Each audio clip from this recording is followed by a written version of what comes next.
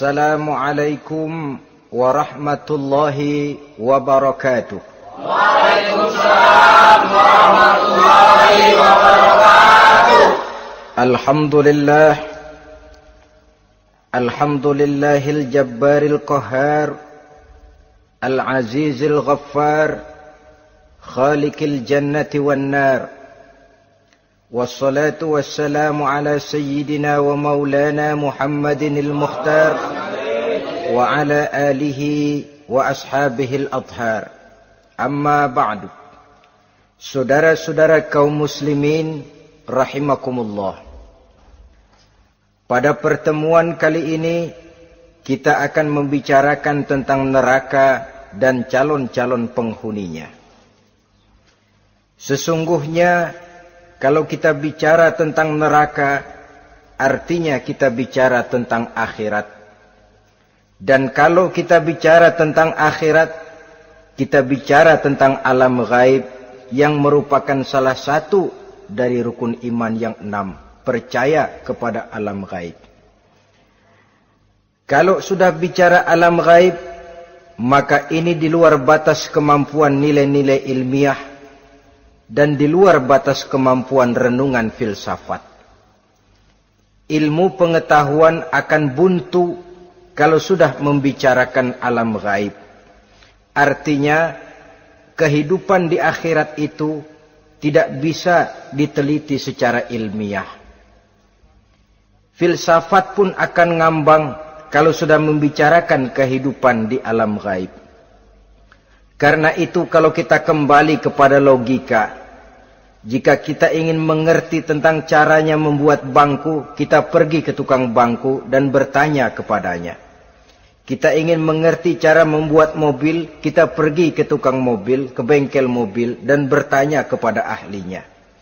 Pun dalam urusan alam gaib, sudah sewajarnya kita kembali kepada penjelasan dari sang pencipta alam gaib, yakni Allah Subhanahu wa ta'ala. Dan melalui kitabullah Al-Quranul Karim, Allah telah menjelaskan masalah-masalah gaib berupa kehidupan di sorga dan neraka itu secara jelas dan pasti. Dengan kata lain, di dalam membicarakan tentang neraka ini, yang menjadi dasar daripada pemikiran kita adalah rasa iman kepada Allah Subhanahu wa ta'ala. Karena soal neraka tidak pernah bisa dibuktikan dengan ilmu pengetahuan. Tidak bisa diselidiki sebab orang yang sudah pulang ke sana pun tidak pernah kembali lagi kemari untuk kita tanya bagaimana hal ihwal keadaan di sana. Saudara-saudara kaum muslimin rahimakumullah. Neraka dalam istilah Quran selalu disebut dengan narun,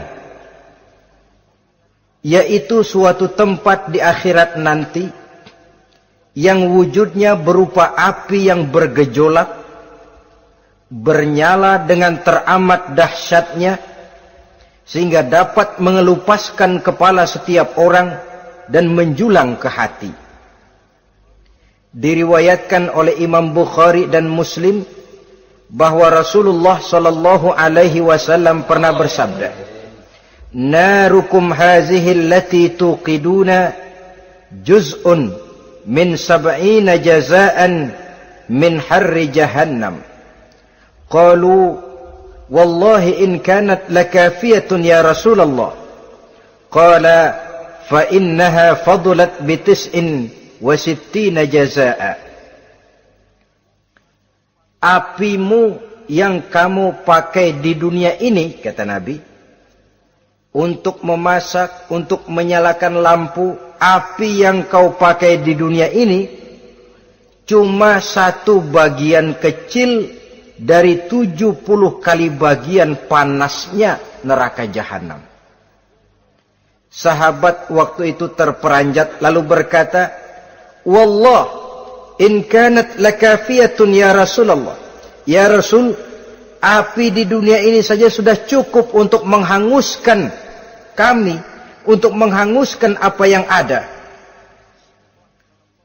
Bersabda Rasulullah sallallahu alaihi wasallam, maka sesungguhnya api neraka itu dilebihkan panasnya dengan 69 kali daripada panasnya api di dunia ini. Jadi sepanas-panasnya api yang pernah kita rasakan di dunia ini, maka api di neraka nanti 69 kali lebih panas dari api yang kita rasakan paling panas di dunia. Hadis yang senada dengan penjelasan ini di samping Jawahirul Bukhari, kita bisa menemukannya dalam Mukhtasar Tazkiratul Qurtubi dan Mukhtasar Ibnu Abi Jamrah misalnya. Saudara-saudara kaum muslimin rahimakumullah. Sehingga boleh jadi seringan-ringan azab penduduk neraka di akhirat nanti, kata Nabi, seorang yang di telapak kakinya diletakkan kerikil neraka yang sangat kecil, lalu mendidih otaknya. Itu seringan-ringannya. Di tapak kakinya diletakkan kerikil neraka yang oleh karena panasnya lalu mendidih otaknya. Itu yang paling ringan. Gak apa-apa. Cuma segitu aja. Di telapak kakinya ditaruh kerikil, otaknya lalu jadi mendidih karena menahan panas. Pantas kalau satu hari Luqmanul Hakim pernah memberikan nasihat kepada anaknya, kata beliau, "Anakku, kerjakanlah dosa seberapa kekuatanmu menanggung azab Allah. Dan laksanakan ibadah seberapa hajat dan keperluanmu kepada Allah. Berapa banyak hajatmu kepada Allah, begitulah kamu harus beribadah. Kalau kamu merasa tidak berhajat dan tidak perlu apa-apa kepada Allah, ya tidak usah ibadah." Logikanya kan begitu. Saudara-saudara, dalam hidup ini ada enggak yang enggak perlu kepada Allah? Ada enggak? Seluruh kita memerlukan Allah. Karena itu Luqman betul dengan bahasa diplomatis, "Anakku, kerjakan ibadah seberapa hajatmu kepada Allah. Makin banyak hajatmu kepada Allah, makin banyak hendaknya kamu melaksanakan ibadah. Tapi kalau kamu sudah merasa bisa hidup tanpa Allah, persilahkan kamu tidak usah ibadah." Sebaliknya, kerjakan dosa seberapa kekuatanmu menanggung azab siksaan Allah. Kalau merasa sudah belajar ilmu kebal, kira-kira di neraka nanti enggak apa-apa, persilahkan kerjakan dosa sebanyak-banyaknya. Tapi kalau masih berpikir, gua mah jangan dibakar di neraka, nginjak puntung rokok, gua lompat. Kalau masih berpikir ke situ, ya hati-hati, saudara-saudara. Nah, sebagaimana surga, neraka pun ada pintu-pintunya. Dan yang melalui pintu-pintu itu sesuai dengan dosa yang dia kerjakan pada waktu kehidupannya di dunia ini. Jadi setelah manusia diadili, mereka kumpul di padang mahsyar beramai-ramai. Yang mendapat kitab di tangan kanan, yang selamat dari proses pengadilan, yang sudah nyata lebih banyak kebaikannya daripada kesalahannya, wajah mereka berseri-seri. Tapi yang rapotnya merah, yang timbangannya lebih banyak kejahatannya, mereka mukanya udah pada gulem. Di tengah itulah kedengaran pernyataan dari Allah Subhanahu wa ta'ala, "Salamun qaulan min Rabbir Rahim." Ada ucapan selamat dari Allah, Tuhan yang Maha Pengasih dan Maha Penyayang. "Salamun alaikum." Selamatlah kamu, wahai orang-orang yang kelak akan sampai ke surga. Yang lulus di pengadilan dapat ucapan selamat dari Allah. Tapi pada saat itu juga Allah mengatakan, "Wamtazul yawma ayyuhal mujrimun." Pada hari ini, semua orang-orang yang kurang ajar, supaya minggir. Wamtazul yawma ayyuhal mujrimun. Orang-orang yang durjana, kelompok durhaka, para pembuat dosa, misah hari ini, minggir semuanya. Kamu akan digiring ke dalam neraka. Saudara-saudara kaum muslimin rahimakumullah. Baik mereka yang akan menuju surga, baik mereka yang akan masuk ke dalam neraka, sama melintasi satu jembatan yang melintang di atas neraka. Dalam surah Maryam ayat 71 dan 72, walaupun jembatan itu tidak digambarkan secara jelas, tapi kita temukan penjelasan Allah sebagai berikut. Wa inna minkum illa wariduha kana ala rabbika hatman maqdiyya thumma nunajjil ladzina taqaw wa nazaru zalimina fiha jasiyya.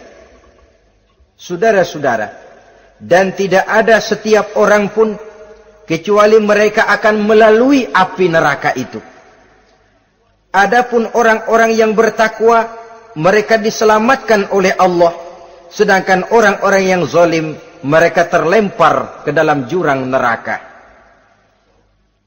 Nah, itu yang dinamakan dengan sirat. Ada memang riwayat menjelaskan bahwa sirat itu kecilnya seperti rambut dibelah 7, tajamnya lebih tajam dari mata pedang. Tapi dalam banyak hal, orang lewat di atas sirat itu bergantung kepada amalannya waktu dia hidup di dunia ini. Maka jangan heran ada orang yang lewat di atas sirat itu seperti kilat. Lep, sudah sampai di surga. Ada yang lewat di atas sirat itu seperti orang terbang. Ada yang lewat di atas sirat itu seperti orang lari. Ada yang seperti jalannya onta. Ada yang merangkak. Ada yang gelantungan. Ada yang sudah hampir sampai ke tepian sana untuk masuk ke dalam surga, terpeleset nyemplung juga ke dalam neraka. Sesuai dengan amalan pada waktu mereka hidup di kehidupan dunia yang sekarang ini. Saudara-saudara kaum muslimin rahimakumullah. Apabila orang terperosok lalu masuk ke dalam neraka, bagaimanakah ihwal keadaan di neraka? Panasnya sudah kita jelaskan tadi. 70 kali lipat dari sepanas-panasnya api di dunia ini. Lalu orang-orang yang masuk ke dalam neraka, mereka juga mendapat pakaian, makanan, minuman, perhiasan. Tapi makanannya, minumannya, perhiasannya lain dengan orang-orang yang sampai di surga. Mereka juga diberikan buah-buahan, sebab di neraka juga ada pohon. Namanya pohon zakum. Buahnya duri dari api. Dan itu yang akan jadi lalap makanannya orang-orang neraka. Di dalam surah As-Saffat ayat 64-65 Allah Subhanahu wa taala menjelaskan, innaha syajaratun takhruju fi aslil jahim tal'uha ka'annahu ru'usus sayatin. Sesungguhnya pohon zakum itu adalah satu pohon yang akarnya keluar dari dasar neraka, yang buahnya seperti kepala setan. Ini sudah untuk bahasa yang sangat menyeramkan ini. Pohon itu tumbuh dari dasar neraka, buahnya mirip kepala setan. Itu akan dijadikan makanannya orang-orang yang ada di dalam neraka. Perhiasannya apa? Surah Al-Insan ayat 4. Inna a'tadna lil kafirina salasilan wa aghlalan wa sa'ira. Sesungguhnya kami sediakan bagi orang-orang kafir itu di dalam neraka segala macam rantai, cambuk-cambuk dan belenggu-belenggu neraka, terbuat dari api neraka, siap untuk merantai, membelenggu dan mencambuk mereka. Jadi dikasih perhiasan, lehernya dikalungin rantai, tangannya dipakein belenggu, ada cambuk-cambuk yang seluruhnya terbuat dari api neraka. Begitu mereka sampai ke pintu neraka yang namanya malaikat Zabaniyah, penjaga neraka, udah bukan main gemesnya dah. Ya, nyambutnya nggak ada ramahnya. Lain sama malaikat Ridwan, penjaga surga. Ramah, murah senyum, Begitu orang mau masuk surga, salamun alaikum tibtum fadkhuluha khalidin. Keselamatan atas kamu, sungguh kamu telah beruntung. Sekaranglah masuk kamu ke dalam surga dan kekalah tinggal selama-lamanya di sana. Ramah, murah senyum, selamat datang, selamat tiba di tempat yang penuh kenikmatan. Mari persilahkan. Ini malaikat Ridwan. Malaikat Malik, malaikat Zabaniyah lain lagi. Dia nungguin pabrik. Sadis menerima. Matanya melotot. Ini dia. Manusia-manusia kurang ajar. Yang waktu di dunia sudah datang para rasul. Sudah turun agama. Sudah datang Al-Quran. Tapi belagak pilon. Sini loh. Nih rantai. Belenggu. Lalu dirangkeng. Dimasukkan ke dalam neraka. Na'udzubillah. Summa na'udzubillah. Saudara-saudara. Lalu terpikir oleh kita. Kalau begitu panasnya api neraka, sekali lempar orang terus mati dong. Ya enak kalau boleh begitu sih. Begitu dilempar ke neraka terus mati, enak. Ternyata tidak. Kepedihan neraka adalah kepedihan yang kekal dan terus menerus. Tidak satu saat pun orang-orang di dalam neraka pernah merasakan kesenangan. Tidak sesaat pun. Kali semenit kayak ngasok, enggak, terus menerus berada dalam kepedihan yang tiada tara. Al-Quran menjelaskan, kullama nadijat juluduhum baddalnahum juludan ghairaha.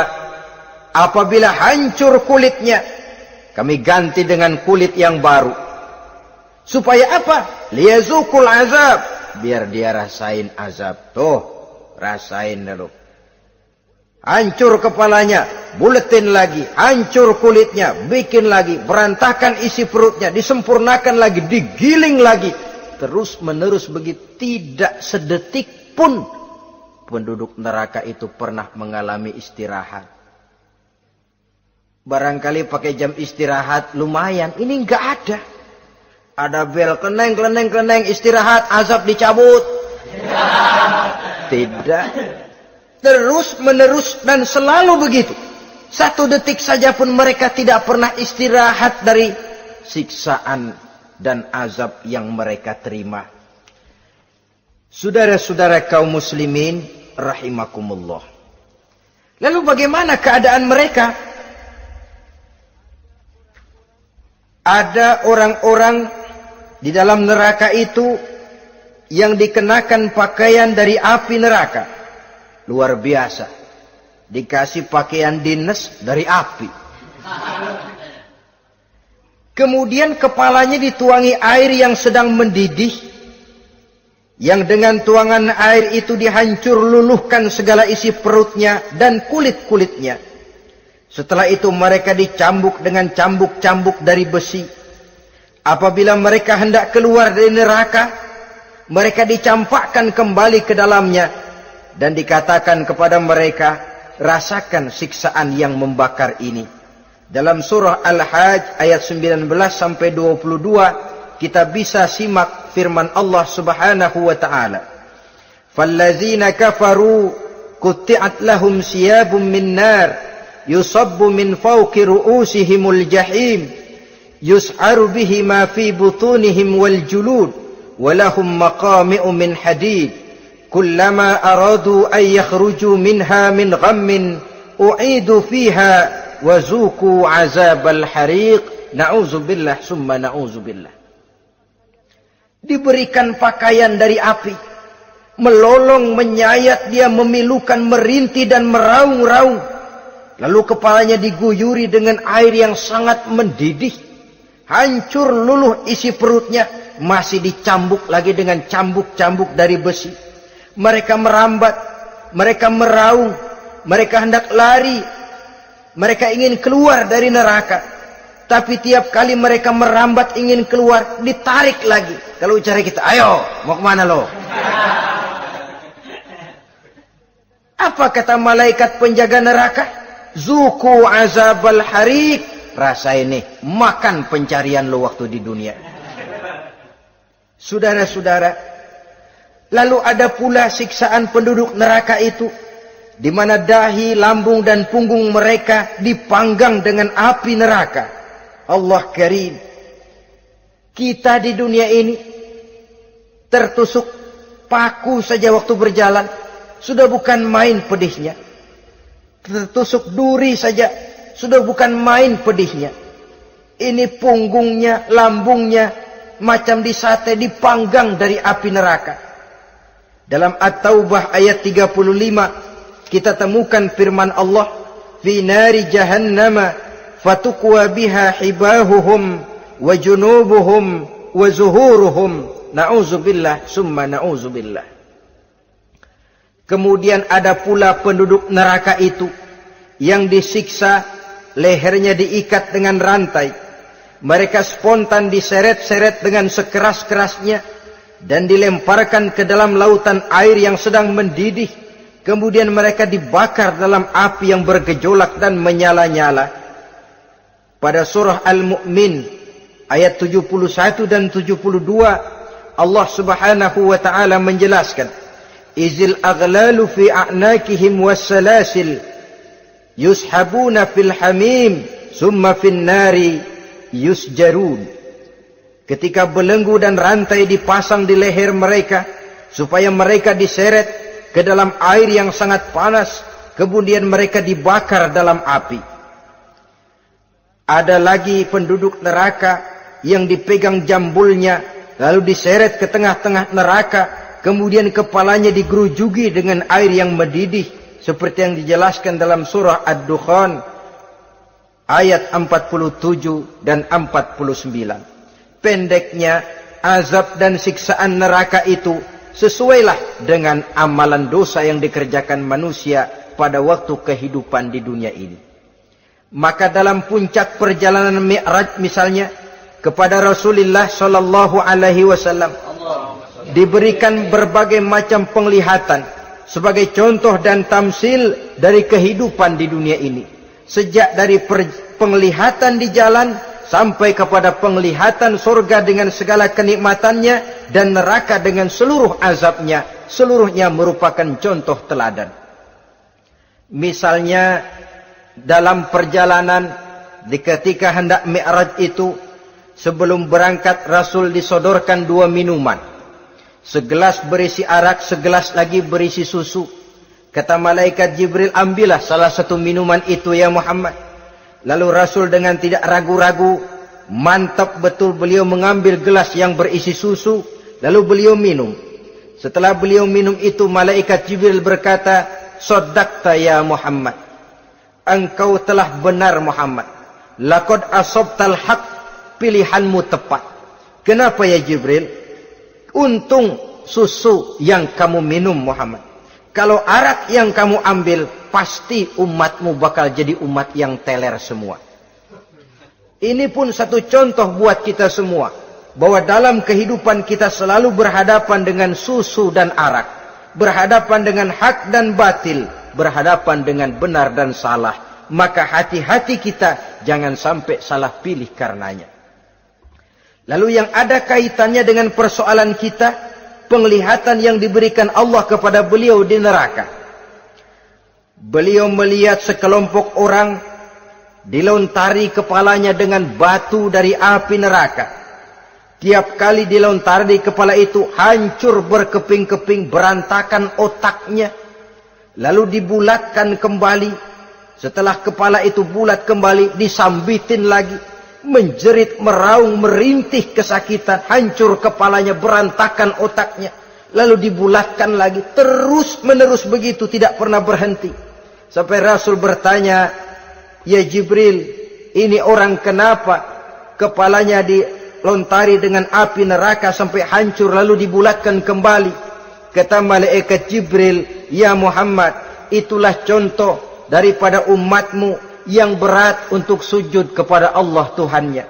Itulah contoh dari umatmu yang waktu hidup di dunianya tidak pernah mendirikan solat sama sekali. Sombong yang paling sombong adalah sombong kepada Allah. Artinya tidak mau sujud kepada Sang Maha Penciptanya." Jadi barangkali saudara punya cita-cita atau keinginan, saya mau yang ini saja. Persilahkan, nggak usah sembahyang. Lalu ada lagi sekelompok kaum, perutnya besar, sebesar rumah, dililit dengan kala dan ular dari api neraka, diseret-seret dia di jurang neraka, dipatoki ular, hancur perutnya, dibulatkan lagi perut itu, diseret kembali, hancur lagi, dibulatkan lagi, terus menerus seperti itu. Kata Nabi, ya Jibril, ini apa lagi? Kata malaikat Jibril, wahai Muhammad, inilah contoh daripada umatmu yang waktu di dunia suka makan riba alias renten dan suka makan harta anak yatim, suka ngobyekin anak yatim, sok jadi pengasuh anak yatimnya lapar, pengasuhnya yang pada kenyang. Saudara hadirin yang saya muliakan, orang yang makan riba alias renten, orang yang makan harta anak yatim, begitu gambaran yang diperlihatkan kepada baginda Rasulullah sallallahu alaihi wasallam. Sebagian lagi ada penduduk neraka yang kukunya terbuat dari tembaga dari api neraka, panjang sangat kukunya itu, lalu mencakar-cakar mukanya sendiri, hancur mukanya berantakan dicakari oleh kukunya itu, lalu dibulatkan lagi, dicakar lagi, hancur lagi, dibulatkan lagi. Pengangguran bener nih orang, muka sendiri dicakarin sendiri. Ya Jibril, ini tamsil apa Jibril? Ya Muhammad, itulah contoh dari umatmu yang pada waktu di dunianya enggak pernah rukun sama sesama saudaranya muslim, suka nyari aib orang lain, suka ngejelekin orang lain, padahal orang lain itu saudaranya seakidah. Kan sama dengan nyakar muka sendiri namanya, menepuk air di dulang, terpercik muka sendiri. Kejelekan saudaranya dikorek-korek, aib saudaranya diobral di pasar umum. Orang macam itu nanti tangannya akan tumbuh kuku panjang dari tembaga yang akan mencakar dan mengoyak-ngoyak mukanya sendiri. Itu kita bisa lihat nanti. Oh, ini yang waktu di dunia suka ngorek-ngorek kesalahan orang tuh lagi pada nyakarin mukanya. Oh, begitu. Saudara-saudara kaum muslimin rahimakumullah. Oleh karena itu Nabi ajarkan kita, tuba liman syaghalahu aibuhu an uyubin nas. Beruntung orang yang aib dan kekurangan pada dirinya menyebabkan dia sibuk sampai enggak sempat ngorek-ngorek aib dan kekurangan orang lain. Introspeksi. Beruntung orang yang celak dirinya menyebabkan dia sibuk dan tidak sempat ngorek-ngorek aib pada diri orang lain. Ada pula di antaranya dilihat oleh Rasul, di antara penduduk neraka itu orang yang lidahnya terjulur memanjang, kemudian dipotong lidah itu dengan gunting dari api neraka, menjerit dan memekik ia menahan sakit yang tiada tara, sampai Rasul bertanya kepada malaikat Jibril, kalau ini tamsil apa lagi ya Jibril? Kata malaikat Jibril, wahai Muhammad, inilah contoh dari umatmu, orang-orang yang waktu di dunia tidak pandai menjaga lidahnya, suka menggunjing orang, suka memfitnah orang, suka ghibah dan namimah, suka ngomongin orang di belakang yang bersangkutan. Maka hari ini lidahnya menjulur menjadi panjang dan dipotong dengan gunting dari api neraka. Lalu Rasul juga melihat sekelompok orang perempuan tergantung rambutnya dari gantungan api neraka, kemudian dipanggang dari duburnya sampai ke atas kepalanya dengan tombak dari api neraka, meraung dan merintih serta mengeluarkan nanah dari kemaluannya. Rasul bertanya, ini apa lagi ya Jibril? Kata malaikat Jibril, inilah perempuan yang waktu di dunia tidak pandai menjaga kehormatan dirinya, ahli zina dan tukang umbar.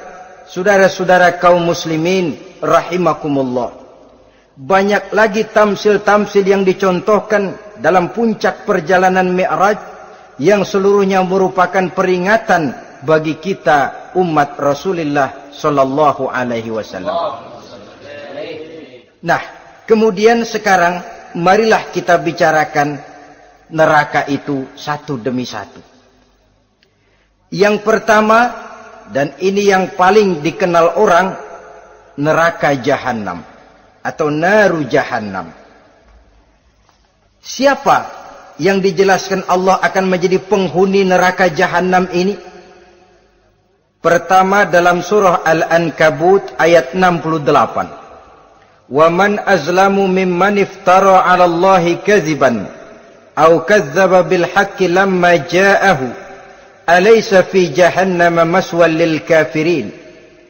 Adapun orang-orang yang zalim kepada Allah, mendustakan ayat-ayat Allah dan mendustakan kebenaran setelah datang kebenaran itu, bukankah neraka Jahannam merupakan tempat kembali bagi orang-orang kafir? Jadi dalam Al-Ankabut ayat 68 ini dijelaskan, penduduk neraka Jahannam itu pertama adalah orang-orang kafir. Siapa orang kafir? Menurut keyakinan akidah kita, setiap orang di luar Islam adalah kafir. Kemudian yang kedua dalam surah Al-Hijr ayat 42 dan 43, penduduk neraka Jahannam itu, inna ibadi laisa laka alaihim sultanun illa man ittaba'aka minal ghawin wa inna jahannama la maw'iduhum ajma'in. Sesungguhnya hamba-hambaku tidak akan bisa kamu kuasai, hai iblis, kecuali mereka yang mengikuti tipu dayamu. Sesungguhnya neraka Jahannamlah tempat mereka seluruhnya. Kalau kita perhatikan ayat ini, maka penghuni neraka Jahannam yang kedua adalah para pengikut setan.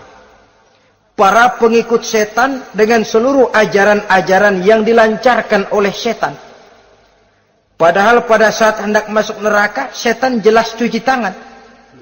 Tugasnya cuma bagaimana mencari pengikut sebanyak-banyaknya yang akan nemenin dia di neraka nanti.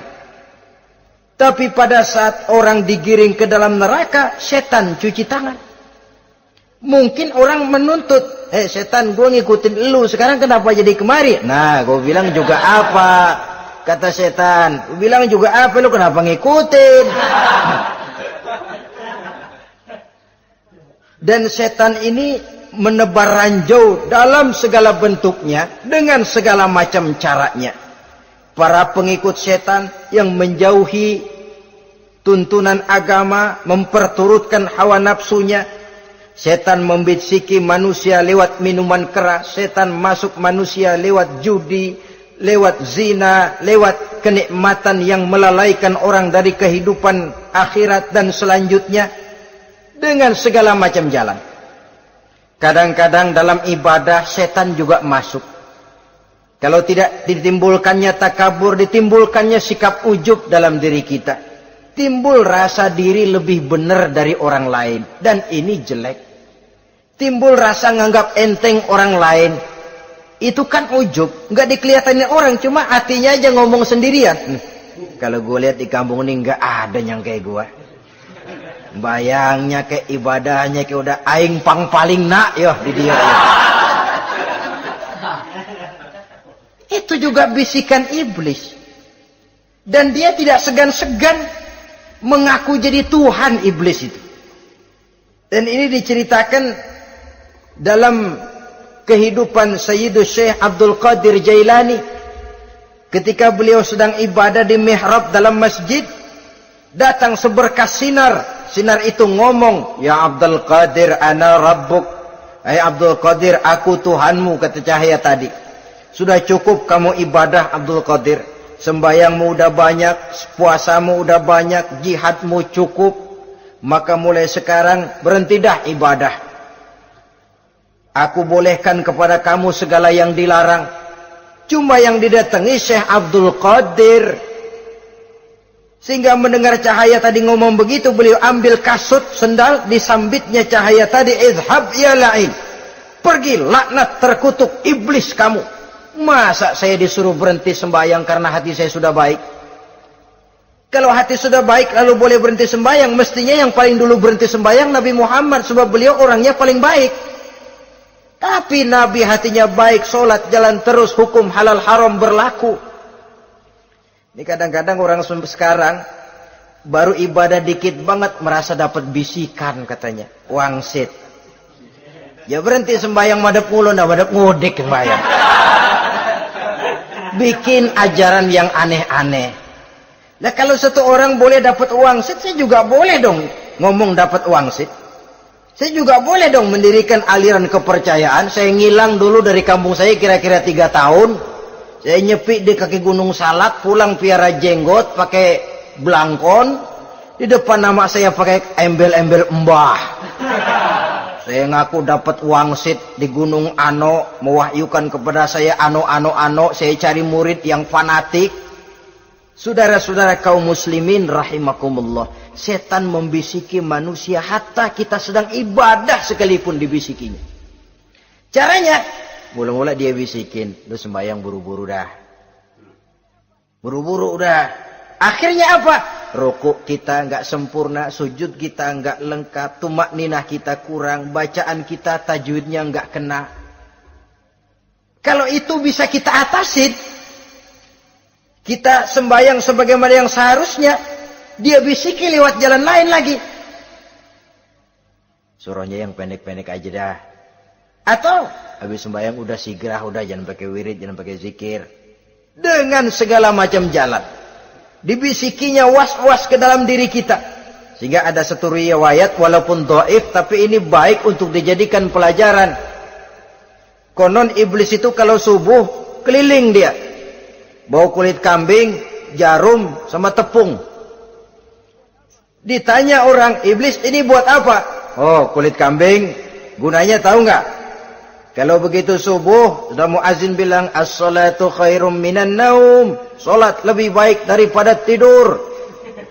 Maka ini kulit kambing mulai aku hamparkan buat hamba-hamba Muhammad.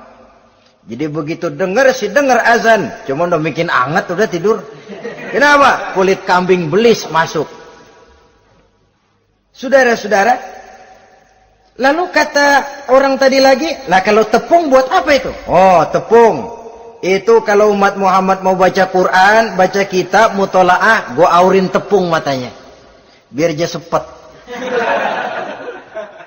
Makanya kalau sudah ngaji, baca Quran, bawaannya udah ngantuk aja ngantuk. Oh begitu, iya. Lah kalau duri paku itu buat apa? Nah ini duri paku. Kalau umat Muhammad mau hadir di majelis taklim, mau pergi ngaji, mau duduk iktikaf di masjid, gua pasangin paku di pantatnya. Jadi kalau sudah duduk di masjid, kelasat, kleset. Hadir di majelis taklim, kelasat, kleset. Bawaannya mau udahan melulu. Itu duri-duri dan paku-paku yang memang ditebarkan oleh iblis. Saudara-saudara kaum muslimin rahimakumullah, jadi para pengikut setan dengan segala macam perangkapnya ini pun, ya perangkap setan itu ya dunia. Dunia itu ya isinya harta, tahta, wanita. Kan perangkap dunia itu. Harta, tahta, wanita, ini sering bikin orang buta. Perangkap dunia dan merupakan perangkap setan sekaligus. Nah, yang ketiga, penghuni neraka jahanam adalah para pembuat dosa, orang-orang yang durhaka. Dalam Toha ayat 74 Allah menjelaskan, innahu may ya'ti rabbahu mujriman fa inna lahu jahannam. Sesungguhnya orang-orang yang datang menghadap Allah dengan berlumuran dosa, maka sesungguhnya bagi mereka adalah neraka jahanam. Dan yang keempat, penghuni neraka jahanam orang yang kufur nikmat. Tidak cuma kufur iman, tapi kufur nikmat bisa menyebabkan orang masuk neraka jahanam.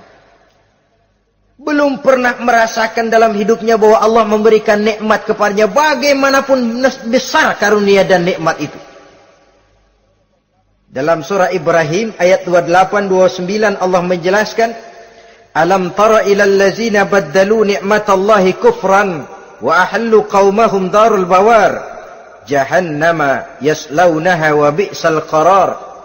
Tidaklah engkau perhatikan, tidaklah kau lihat orang-orang yang mengganti, menukar nikmat Tuhannya dengan kekufuran. Diberikan nikmat berupa Islam, digantinya dengan kekufuran. Dia tidak tahan kesengsaraan dunia lalu memilih kesengsaraan akhirat. Padahal kesengsaraan akhirat lebih abadi dari kesengsaraan dunia. Ada orang yang gak tahan miskin dunia, lalu menjatuhkan pilihan lebih memilih miskin akhirat. Ya Allah, keliru besar. Karena gak tahan hidup miskin di dunia, ada yang nawarin ngasih supermi 3 bungkus, iman telap. Ada yang ngasih beras, pindah agama.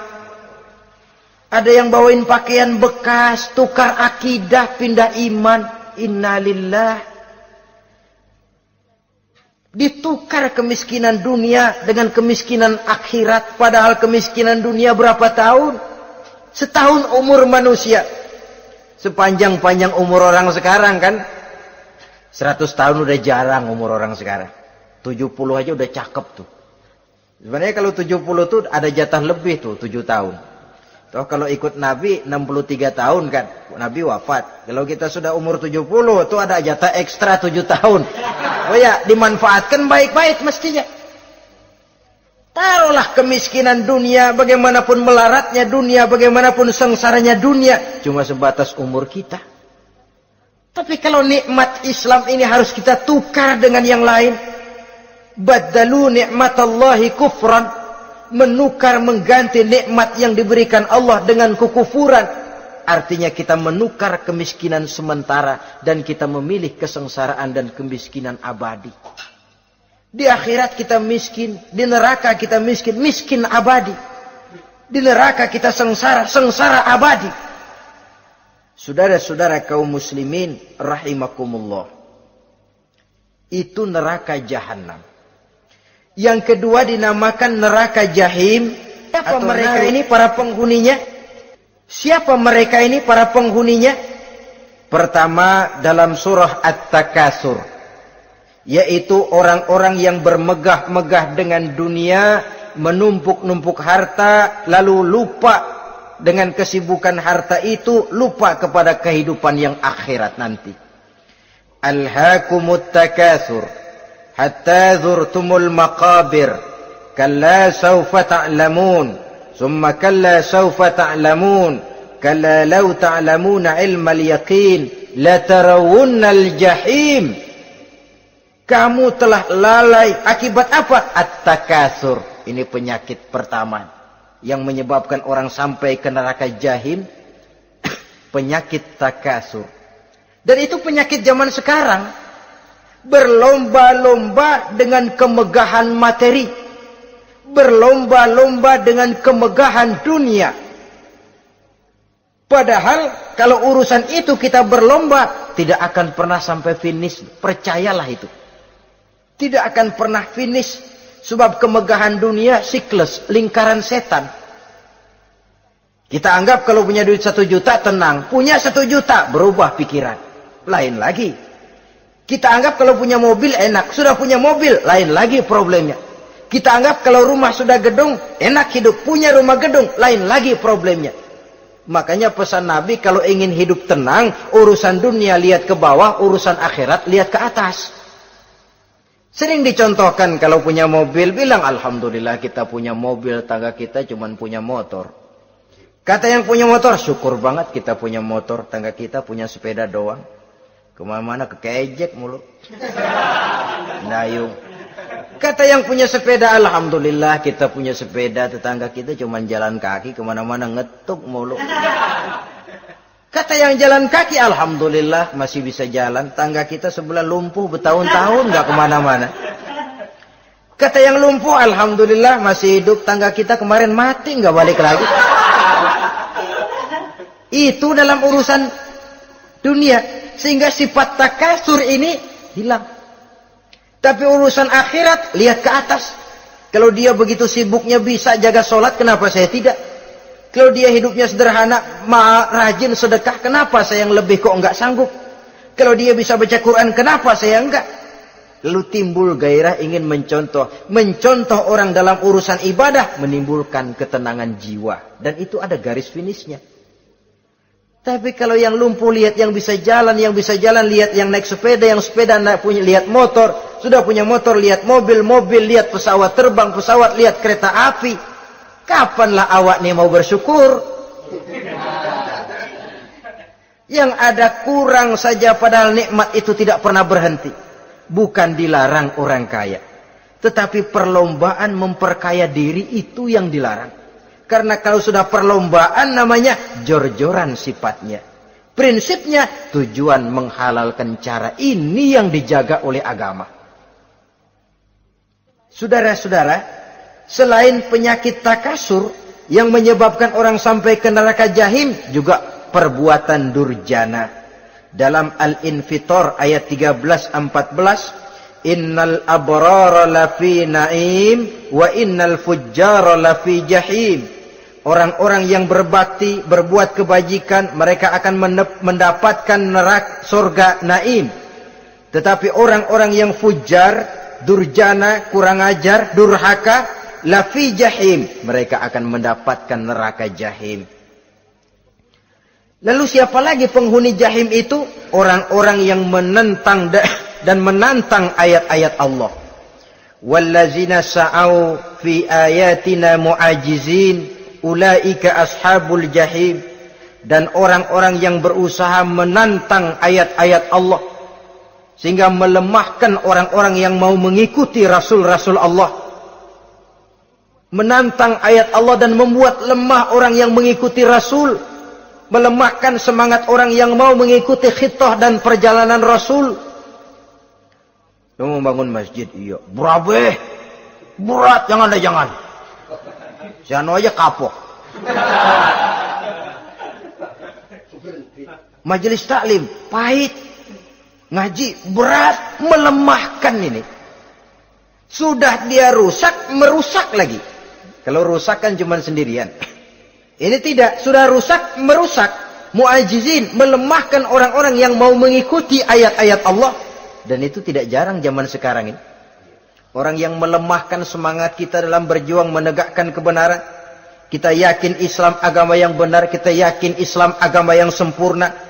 Ada saja orang yang melemahkan semangat kita, yang berteori bahwa ada ayat-ayat Quran yang tidak relevan lagi dengan situasi dan kondisi. Yang berteori bahwa Nabi Muhammad cuma sebagai manusia biasa yang tidak terlepas kemungkinan dari salah. Pendeknya melemahkan nilai-nilai semangat kita untuk memperjuangkan Islam ini. Ini pun termasuk mu'ajizin. Mereka akan menemukan nanti di akhirat kapling di dalam neraka yang dinamakan neraka jahim. Na'udzubillah summa na'udzubillah. Yang ketiga, saudara-saudara, di antara nama neraka itu adalah neraka hawiyah. Siapa penghuni neraka hawiyah ini? Dalam surah Al-Qari'ah ayat 8-11 dijelaskan secara simpel, wa amma man khaffat mawazinuhu fa ummuhu hawiyah. Adapun orang-orang yang ringan timbangan kebaikannya, maka tempatnya adalah neraka hawiyah. Artinya, orang ini lebih berat timbangan kejahatannya. Sedikit kebaikannya, sehingga jadi ringan di timbangan akhirat nanti. Salat, puasa, zakat. Tapi dosa yang dikerjakan masih lebih banyak ketimbang kebaikan yang dikerjakannya itu. Maka orang semacam ini apabila tidak mendapat syafaat, maka dia akan masuk ke dalam neraka yang namanya neraka hawiyah. Lalu yang keempat, neraka wail. Dalam surah Al-Ma'un ayat 1-7, garis besarnya yang mendapat neraka wail adalah para pendusta agama. Siapa sih pendusta agama itu? Ara'aita allazi yukazzibu biddin? Tidakkah kamu lihat siapa orang-orang yang mendustakan agama? Mendustakan agama, beragama tapi bohong, salatnya bohong, hajinya bohong, puasanya bohong, mendustakan agama. Siapa mereka? Fadzalikal ladzi yad'ul yatim. Pertama, orang yang suka menghardik anak yatim. Anak yatim yang lemah, anak yatim yang tidak berdaya, yang hidup dipayungi kemiskinan dan kekurangan, bukan ditolongnya, malah dihardiknya. Jangan lupa, saudara yang sudah 2-3 kali pergi ke Makkah, saudara yang khusyuk dalam sujudnya, saudara yang mantap dalam puasanya, mungkin saja bisa terhalang masuk ke dalam surga, karena di samping rumah saudara ada anak yatim merintih menahan lapar dan haus. Saudara tahu, saudara mampu, tapi saudara diam saja, tidak mau mengulurkan tangan. Mungkin itu yang akan mengganjal saudara untuk masuk ke dalam surga. Wala yahuddu ala tu'amil miskin. Mereka membiarkan fakir miskin, tidak memberikan makan. Kemudian fawailul lil musallin. Mereka juga melalaikan solat. Allazina hum an solatihim sahun. Allazina hum yura'un. Mereka juga riak di dalam amalnya. Saudara hadirin kaum muslimin rahimakumullah. Melalaikan solat, kemudian riak dengan amalnya, termasuk amalan solatnya. Kalau jadi imam, bahasanya dibuat sepasih-pasihnya, surahnya yang panjang-panjang, paling pendek sabbihis sama wadduha. Tapi kalau solat sendirian cukup kul huwallahu ahad sama inna a'toinakal kautsar. Hilang lagi nilai keikhlasannya. Dan terakhir, mereka enggan untuk membayar zakat. Yang memenuhi ciri-ciri inilah yang dikatakan sebagai pendusta agama. Menghardik yatim, membiarkan fakir miskin, melalaikan solat, riya, dan enggan membayar zakat. Mereka divonis mendapat neraka wail, seperti dalam surah Al-Ma'un ayat 1 sampai dengan 7. Saudara-saudara kaum muslimin rahimakumullah. Yang kelima, neraka sa'ir. Neraka sa'ir ini pertama buat mereka yang memakan harta yatim. Kalau tadi tidak mau membantu, ini malah membantu tapi tujuannya malah ngobyekin anak yatim.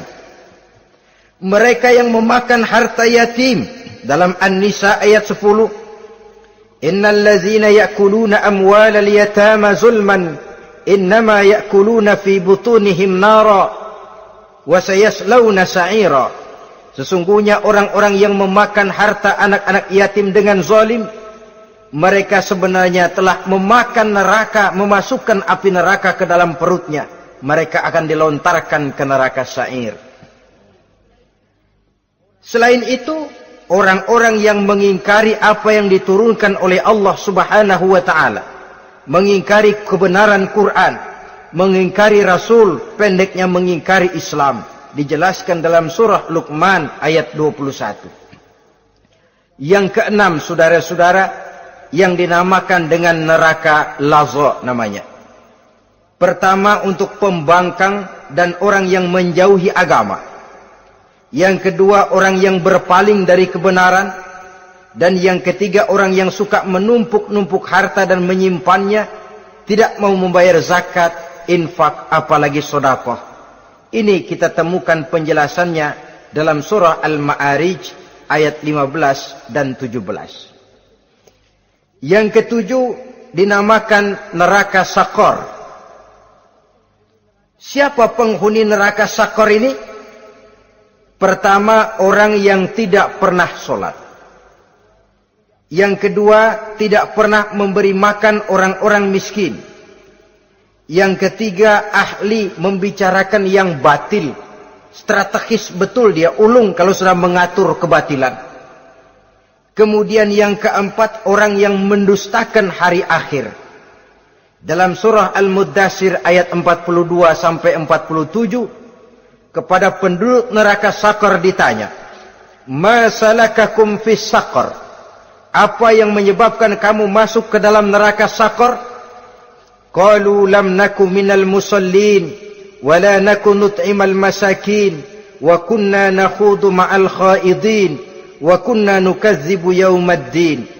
Mereka menjawab, kami di dunia tidak pernah sholat, tidak pernah memberi makan fakir dan miskin. Kami selalu berkumpul dengan orang-orang yang batil dan membicarakan kebatilan, dan kami mendustakan adanya hari akhir.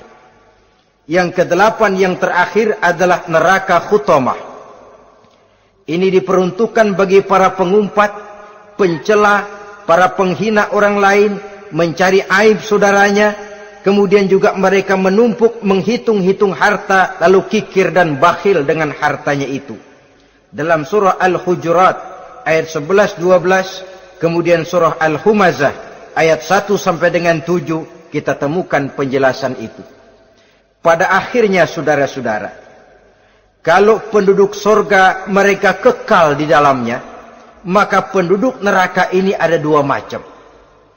Ada penduduk musiman, ada penduduk permanen. Kalau yang namanya penduduk permanen, itu sudah punya paspor, KTP itu. Memang penduduk permanen itu mereka yang kekal selama-lamanya di dalam neraka. Mereka lah orang-orang musyrik dan orang-orang kafir, termasuk orang-orang munafik. Bahkan lebih dahsyat lagi yang namanya munafik. Kata Allah, innal munafiqin fid darkil asfal minan nar. Orang munafik itu berada di dasar jurang neraka yang paling bawah, keraknya neraka. Saudara-saudara, adapun penduduk yang semi permanen, ia masuk neraka buat sementara saja, sekedar dengan dosa-dosa yang dikerjakannya. Mereka adalah orang-orang mukmin yang asli, orang-orang Islam yang waktu di dunianya berbuat dosa. Mereka masuk ke dalam neraka, menerima azab sesuai dengan dosa yang dikerjakannya. Setelah itu mereka akan diangkat dari surga untuk ditempatkan di dalam, mereka akan diangkat dari neraka untuk ditempatkan di dalam surganya Allah Subhanahu wa ta'ala. Seperti banyak dijelaskan dalam hadis-hadis sahih yang diriwayatkan oleh Imam Bukhari dan Muslim. Nah, inilah sekelumit tentang neraka dan calon-calon penghuninya. Mudah-mudahan Allah jauhkan kita, Allah jauhkan anak cucu kita, Allah jauhkan seluruh keluarga kita dari neraka dan dari azab neraka. Terima kasih dan mohon maaf. Wassalamualaikum warahmatullahi wabarakatuh. Waalaikumsalam warahmatullahi wabarakatuh.